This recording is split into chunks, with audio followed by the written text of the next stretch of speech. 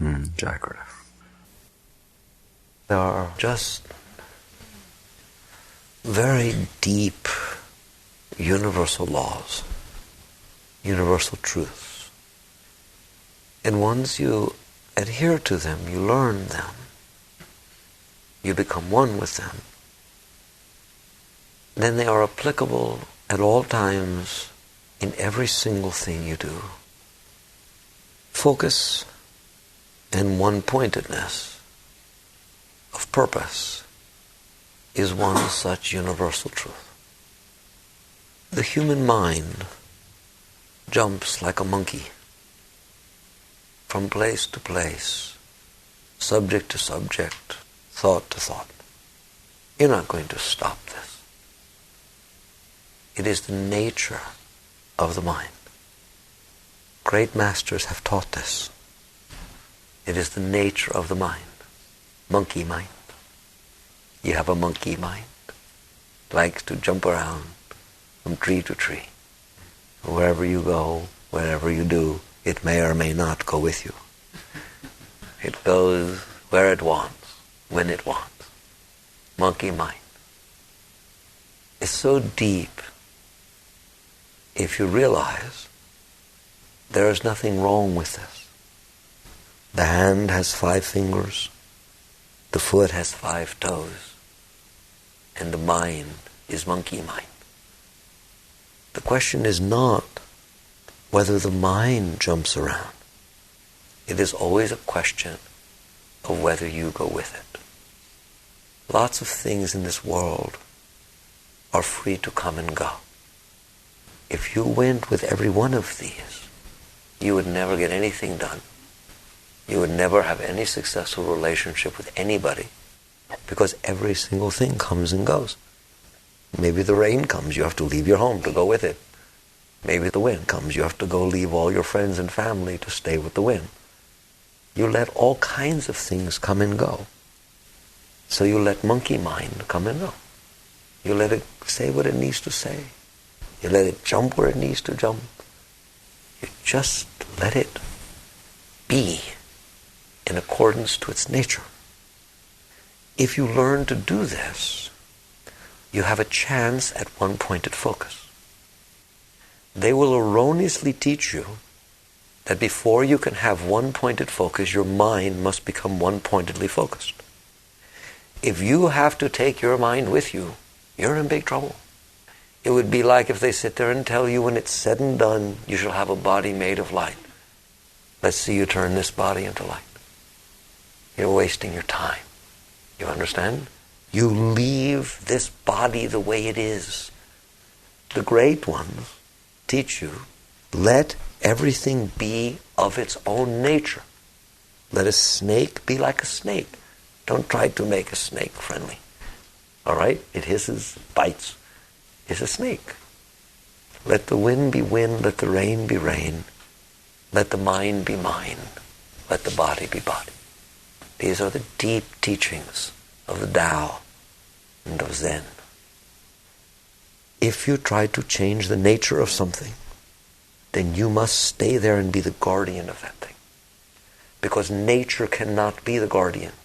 Because you have decided to impose your will and change how nature would have left it. And it takes a tremendous amount of effort to do so. So, the mind to the great being who is really practicing one-pointedness, who is practicing one-pointed focus of purpose, you do not have to take your mind with you. You set your attention, your concentration, your awareness. You look ahead at yonder star with your head tilted up. You face it, you look at it, and you walk toward it. That's one-pointed purpose. Your mind doesn't have to come with you. If you think that before you walk relentlessly toward that star, that your mind has to agree that this is what you're going to do, and that any time the mind thinks, well, maybe we need to rethink this, maybe we're not going the right way, maybe things are different than we thought they were, that means you better rethink it. You better stop and check it out. You better make sure it's that star rather than that star. You want to know what? you will never, ever get there. You will never, ever convince your mind at all times that everything stays the same and it should keep going that way. There's not a chance. There's no one that ever did in the history of the world. The mind views everything based upon relative perspectives. If you don't have it, the mind wants it. If you get it, the mind couldn't care about it. Haven't you noticed? The mind will think about absolutely nothing but that new car. Nothing. It just wants that new car. It won't stop thinking about it. Then you get the car, and in a very, very short period of time, all the mind wants to think about is what's wrong with the car. How this squeaks, and how this isn't as fast as it was supposed to be, and how this is wrong, or when can you sell it? How much can you get? I bought the wrong one. There's nothing wrong with your mind. There's not a single person in this room whose mind doesn't do that. If it's true that everybody's mind does that, what am I saying? It is the nature of mind. It's its nature. It's fine. If you lose your one-pointedness of purpose and focus as to where you're going, because your mind changed, you will not get there. So it is not a matter of training the mind to maintain its focus and one-pointedness. Then you must waste all of the energy that was meant to take the journey to fight the mind. What if you kept going even if your mind changed? Oh my God, that's like inconceivable. Then how will I know I'm supposed to go there? When I started, all of me agreed that's where I was supposed to go. My heart felt that, my mind felt that. All of the forces that were are aiming in that direction. You think it's going to stay that way? There's no time ever that it stayed that way. All right? In any event, it isn't like your mind has to agree. This is the hardest part for people to catch on. If you think your mind must agree, you're not going anywheres. Because it is going to keep changing. And it is going to keep changing the basis upon which it convinces you of what's going on. And you will end up keep changing direction and keep doing different things. And you will either waste all of your energy going sideways like a pendulum, back and forth, here to thither, and not use any of your Shakti, any of your force to really go somewheres. Or, if you think you're being spiritual, you will stop and fight your mind to try to stop it from going all over the place so that it doesn't waste your energy going all over the place. So you're either wasting your energy outside or you're wasting your energy inside, and this is what people do. All right? And they call it non-spiritual. Everybody just goes after whoever attracts them and whatever they feel, and they run away from what they don't like. They go, look at that person, he's caught in the world. Not me. I'm fighting my mind. I know better. I'm disciplining my mind. I'm doing this. Okay? Well, I thought we were supposed to go to yonder star. How does changing stars or deciding whether to come or go going to get me there? It's not. And how does stopping all the time to fight my mind to convince myself that that's still where I want to go? It's not. So one-pointedness of purpose is a phenomenal thing, and you want to know what? It's abnormal. It's abnormal. Human beings don't do that. Okay? They just don't do that. So the first thing you have to do, if you want to grow spiritually, really, is to practice ignoring your mind. It is going to say things to you. You must not listen. But then you sit there and say, but I listened. At one point I listened when it said to walk toward that star. Right? It's going to start to give you all that. So now I'm more mature and I grew some, so I understand more, and so therefore I should say things. Okay? Oh, you can do that with everything. Well, I got married. When I got married, I was young. And it was proper at the time, but now it worked. We've grown a little bit. We get along. I know more about love. I know different things. It's important that I find somebody more mature and so on. So therefore, it's perfectly normal to get married and divorced 3, 4, 6, 8, 10 times, 12, 15. Depends on how fast you grow. If you're growing very fast, it's lots of times. Right? So 15, 20, 30 times. You got it down very well. The mind, it's just weird what it can convince you of. It can tell you anything. There's no end to it. The first step, if you're going to go somewhere, and it's a killer, is you have to stop listening. And what that takes is a deep level of faith and surrender to realize that if you're not doing it, the wind will do it. The leaf does not have to decide when to fall off the tree, and it does not have to decide which way to fall on its way down. It doesn't have to have it thought out. The wind, the forces, will take care of this. if you are not running around hither and thither after the forces of your mind, then the forces of nature, the forces of God, the forces of harmony will take you there. And that's magic. It's what you call miracles, but it's not a miracle. It's not a miracle that that leaf falls off the tree at just the right time, is it? Because just the right time is when it's supposed to fall off the tree. And it's not a miracle how beautifully it floats and falls to the ground. That's not a miracle. But it's a heck of a lot nicer than what you could do with it, with your mechanical plotting of figuring exactly what's going to happen. It is the same thing with your life. It is not a miracle that all these things work out. It's not a miracle that all the forces show up just when they need to. It's not a miracle that the book or the people or the teachings are there just when you need them. It's not a miracle that at every step, at every point, when you are open and surrender, God shows up.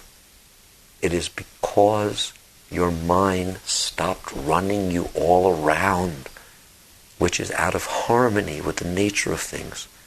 The mind's nature is monkey mind. There's nothing holy about what your mind is telling you. God does not need to talk to you through monkey mind. I told God early in the journey, if you ever want to talk to me, please don't do it through my mind. The probability that I will hear you through your mind, you might as well just talk through rocks or something. Because my mind is about the silliest place to try to communicate to me. It's crazy. All right? How will I know? That's what people say. How will I know if it's God talking? It jumps over here and then it jumps over here. And the answer is, you're absolutely right. You will not, so don't listen to any of it. Your mind is not the only way that God can talk to you. But your mind is the only thing your neurotic self is used to listening to. There's a stage in your journey, and it's a difficult one for people, where you break the hold that the mind has on you. You don't break the mind. What a difference. You break the hold that the mind has on you. It can say anything it wants. You just don't listen. You say, I'm better off walking toward that star than I am listening to this mind. Let God redirect me. I have devoted myself and shown the sincerity that I know that I cannot listen to myself to get there. So I'm not going to listen. Ooh, this is so beautiful. This is what's meant by surrender. It's different than you think. That's what's meant by not my will, but thy will. You have no right to say that if you're still following your will. If your mind is still convinced you, well, we must discriminate. We must keep this balanced. There's a worldly life and a spiritual life. Let's make sure that we're doing both. Measure it carefully. Write it all down. In other words, you're still doing it. That's not a not my will, but thy will. You gotta let go of yourself. And you literally do it by standing there and your mind is sitting there saying, oh, I don't feel right about going to that store anymore. I was wrong. I shouldn't be getting married now. I know I shouldn't be getting married now, even though it's my wedding day. Right? Lots of people's minds do that. But they still get married. See, they learned it. And if they did not have that one pointedness of purpose, there wouldn't be so many people getting married. And if everybody listened, oh, I want to have a baby. I think it's time to have a baby. And then we said, oh, you got to take care of the baby. And it poops in the diapers all the time. And then you can't travel as often as you can travel. Maybe we shouldn't have the baby. Yet, people maintain a fixity of purpose sufficiently to where marriage happens, babies happen, people go to work. Imagine how many times Einstein wanted to give up on that formula. Imagine how every time anything happens, people reach points where their mind is telling them, this is stupid, this is not going to work, this is absurd, I'm just wasting my time. Do you understand that? There's no great thing that ever happened, ever, that the person of greatness did not go through that stage. Please understand that. It is the persistence, the one-pointedness of persistence that takes you past those stages, that creates greatness. Nothing else. So basically, one-pointedness of purpose means the ability to ignore your mind and move toward that which you set, which was beyond your mind. The problem is that the mind happens to be fairly easy to work with compared to the next stage. Once you have managed to ignore your mind, the next thing you're going to have trouble with is your heart. This is not philosophy. This is guaranteed. Once you start feeling something, whoa, that seems real. If you just all of a sudden just feel this isn't right, or this is right, or I really don't like this anymore. I liked it before. Ooh, I don't like it. How do you know? My heart hurts. Or my heart is attracted or repulsed by something. All right? I guarantee you, if you listen to that, you're going nowheres. And I don't know if anybody ever told you this before, but it's time we had a person-to-person talk.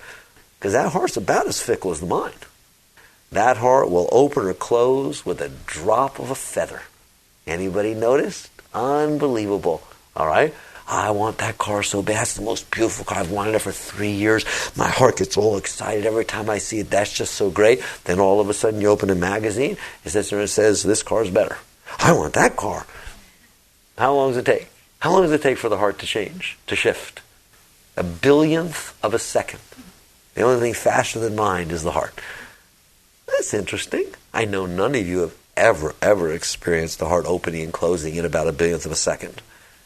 That's about how fickle the heart is. You want to worship the heart? Have fun. There are people who worship monkey mind. It's deeper than the mind. And it is deeper than your human heart. Because your human heart can open and close, you cannot let that be what guides your ship. So, you're sitting here aiming, one-pointedly focused. Does that mean I must train my heart? Oh, heart, remain fixed. Always remain open heart. Always be devoted to who you're devoted to, and always be against what you're against. Oh, be steady heart. Okay? It's the same as the mind. You're going to sit there wasting your time trying to make that heart be a given way. The human heart has a nature. You know what its nature is? To open and close. See, monkey mind, it can go a lot of different places. Heart's a little simpler. It's binary. And it opens and closes. And there's a whole bunch of vibrations that go along with opening, and there's a whole bunch of vibrations that go along with closing. So what? That is the nature of the human heart. If you want to stay around and change that, you would be here a long time. So it's the same thing. You maintain fixity of purpose that transcends the opening and closing of the heart. Don't worry about the opening and closing of the heart. Just keep your eyes fixed on the path. You just keep your eyes absolutely, completely, one-pointedly fixed. You keep your intention fixed. The fact that your resources, the tools of mind and heart that are around you, that help you to carry out the inspiration, the thought, the direction, the fact that they cannot remain fixed, that's okay. Intention, the Buddhists teach intention.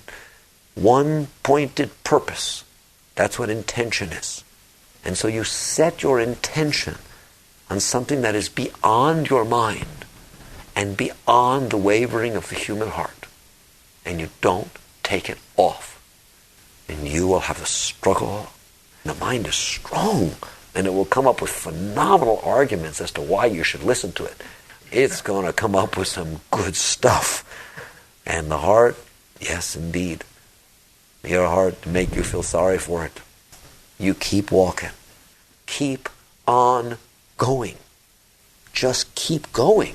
Because you're moving through a continuum of vibrations. Please understand that. One of the greatest things you have to learn to do, and we've discussed this in a different angle before, we talked about the ability to withstand the changes in the Shakti. You must be able to withstand, stand unchanged while it changes. You must be able to withstand monkey mind. You must be able to withstand fickle heart, human heart. So when these two forces are free to do their dance, and most people, they don't stand a chance. Can you see that moving around here, the mind? And you know what's terrible? If the mind would sit there saying, boy, I really hate that, this is terrible, while the heart was feeling love, at least that would be confusing. But the trouble is they always agree with each other. Almost always. And so you're standing in there and the mind is saying, God, I can't stand that. And the heart's going, right? Or, God, this is worth leaving house and home for. And the heart's going, yeah. They are in complete concurrence, these two, all right? The mental body and the emotional body vibrate very, very close to each other because the Shakti passes between both of them. And vibrations, because they're subtle bodies, the vibrations transfer very easily. So when the mind starts feeling negative, the heart feels negative, and vice versa. So now the soul is sitting in there, the consciousness is sitting in there, and it knows it's supposed to keep fixity of purpose. But the trouble is it was using mind for its fixity of purpose. So what does it mean? It means don't base it upon mind. It can't be based upon mind. And it's the same with heart, and I know that's very hard for you. It is the same with heart. It must be beyond mind, it must be beyond heart. If you say, I love you, I don't want there to be a reason, because that reason will change. And if you say, I love you, I don't want it to be, because you feel open around or attracted toward, because that too will change. It all goes through its cycles. Doesn't it? You've been alive long enough. It goes through its cycles. That is its nature. So when you say, I love you, or I love, or I will do this, it has to be for no reason at all, except for that's how it will be. Period. Period. Let the mind create all of its distractions. And let the heart go south. And guess what? It will still happen. It will still happen. Why? Because I pointed myself that way. And that is what it means when it says, I have made thee pole star of my life. Though my sea is dark and my stars are gone, still I see the path through thy mercy. How can it be the Master, enlightened Master, wrote those words? Because he too walked through those stages. You understand that? And it isn't that it doesn't happen like that. It's that he never stopped trucking. Never. Your commitment is what matters. It is the intention of purpose that matters. Not the understanding and not the feeling. The intention of purpose. And it requires that you ignore your mind, no matter what it says to you. And that you are able to stand in the face of the open and closed heart and be completely unmoved. Give me that person who can stand in that storm and keep his wits amongst him, the one who is just focused on purpose. And don't ask me what purpose. It doesn't matter. What matters is that you are not going with the variations of mind. What matters is that you are not going with the fluctuations of heart. Even if your purpose was not completely pure or intelligent when you started, the universe will turn somersaults to make it that you end up where you belong. You will not even see how it changed. It is God's job that if you have let go of the mind as your guide, and you have let go of the heart as your guide, and you are just leaning on the absolute to guide you with one pointedness and fixity of purpose, saying to God, you blow me to you. You pull me to you. Because I have nothing to hold on to. Does not mean there's not a mind. Does not mean there's not a heart. I float above them, holding on to nothing. Now you're free of that bondage. And the wind, the subtle winds of God, can blow you to places that are beyond your comprehension. That is fixity of purpose. You have it in your work. You have it in your relationships. You have it with your children. You have it with your sadhana. There are to be no reasons for any of these things except that that's the way you're aimed. The important point is that you will become free inside. Free of your mind. Free of your heart. And cease to be bound by these things. Now, how will you do that? I told you. By standing there. You have to stand there. And if you can make deep commitments of purpose, there are deep ones. As you get clarity, there will be some lights that shine in front of you. Turn your mind to them. And though they go away, and everything inside of you changes, never ever take your eyes off of that. You make those deep, heartfelt commitments. That's all. You make them to God. It's so beautiful. And then see what changes it puts you through. It's higher than meditation. Do you understand that? It's higher than anything you can do. It will purify your being. So, we were discussing one-pointedness of purpose. Intention. You've heard that Buddhist word. Intention. It's very deep, isn't it? You work with these things and you'll free yourself from your mind and free yourself from your heart. And when the soul is no longer bound to the mind or bound to the heart, it has no more anchors. And it will float like a kite in the breeze. And the wind will come and it will blow it where it wants it to be. And God's work will be done. Jagrata.